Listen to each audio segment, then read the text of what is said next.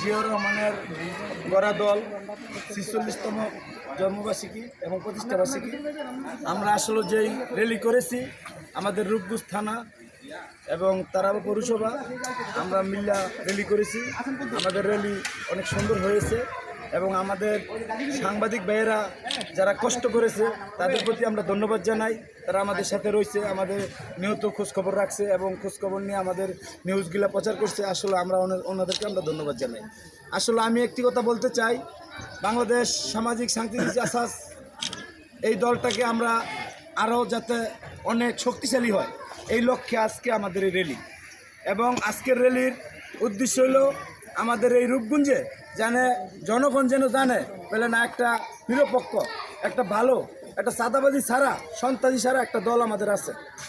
এই জানানোর জন্য আমাদের আজকে রূপগঞ্জে র্যালি হয়েছে। আর আমরা এই সমাজে ঘরে ঘরে পৌঁছে দিতে চাই জাসাস ভালো একটা সংগঠন এবং আমরা ভালো কাজ করার জন্য থানার ভিতরে উদ্যোগ নিব।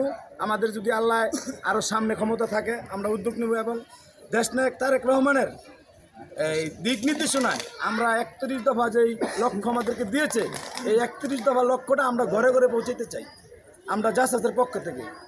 এই বলে আমার ধন্যবাদ। এই বলে আমার দীর্ঘ ১৭ বছর পর যে আপনারা এটা উপভোগ করলেন কি আসলে আপনারা সাংবাদিক ভাইয়েরা তো দীর্ঘ ১৭ বছর আপনারা দেখছেন আমরা ঘরেই ঘুমাইতে পারিনি, আমরা অনেক কষ্ট করেছি। তো আজকে এই র্যালিটা যে আমরা করতে পারছি এটা আমাদের কাছে অনেক আনন্দিত এবং আমাদের যারা ইউনিয়ন এবং ওয়ার্ড যারা আমাদেরকে সহযোগিতা করেছে, আমাদের সাথে যারা ছিল ইউনিয়নের সভাপতি সেক্রেটারি সাংগঠনিক এবং ওয়ার্ডের সভাপতি সেক্রেটারি সাংগঠনিক আমাদেরকে সহযোগিতা করেছে। সহযোগিতা করাতে আমাদের এই র্যালিটা অনেক সুন্দর হয়েছে।